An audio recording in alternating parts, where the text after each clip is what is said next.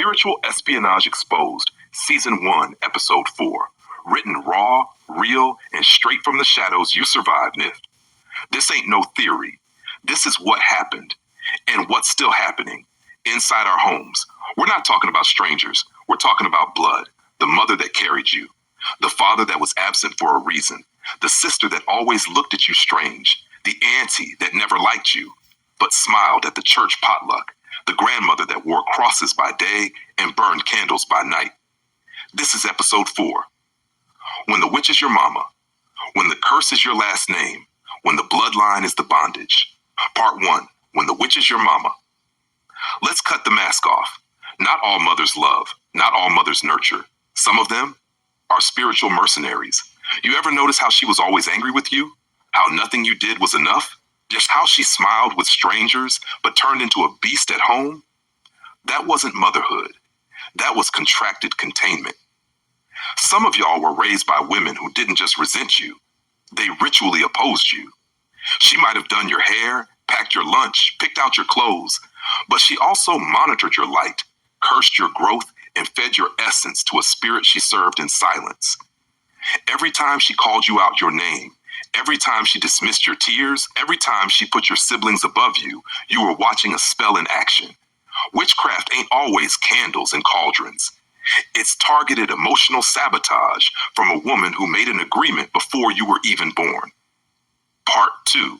When the ritual was your childhood. You thought it was just your childhood. You thought you just had it rough. But what if it wasn't accidental? What if it was designed? You weren't just neglected. You were offered up. Those dreams you had, those night terrors, that imaginary friend that scared you, that feeling like somebody was watching you in the room, you were right. Because the ritual was already happening. When they made you sleep on the floor while the others had beds, when they laughed at your pain and called it tough love, when they kept you unseen and unheard, that was intentional frequency suppression. Some of y'all were born into bloodlines that feed off the chosen one's suffering. And you were the offering they feared. So they tried to contain you before you remembered who you were. Part 3. When the curse is your last name. Your last name ain't just a name. It's a container, a mark, a spiritual vault of rituals, broken covenants, blood oaths, and karmic debts. You ever notice how no one in your family heals?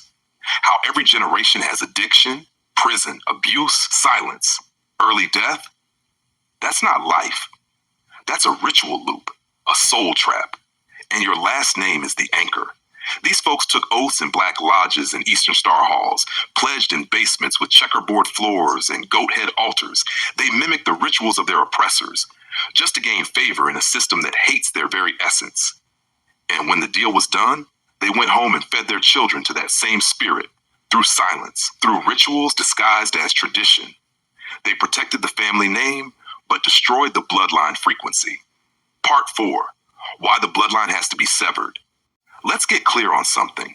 You don't owe them loyalty, not when they tried to erase your spirit, not when they used your light as currency. Severing your bloodline doesn't mean you don't love your people. It means you refuse to die with them.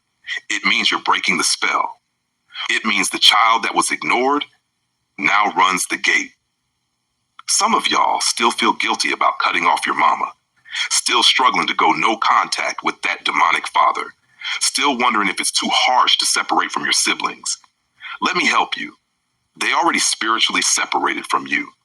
The moment they chose the ritual over the relationship, you're just waking up to the truth that's been there your whole life. You ain't crazy. You ain't bitter. You're just done being sacrificed. Final word, the mirror in the blood. You were born in that house for a reason, because you're the only one that could see it. That bloodline wasn't cursed until you came to break it. The witch couldn't contain you. The lies couldn't bind you. The guilt couldn't keep you. You survived because you were built for this spiritual war. And now, you the mirror, you the judge, you the cutting cord. And when you speak your truth, every spirit that's been hiding behind that family name starts to burn.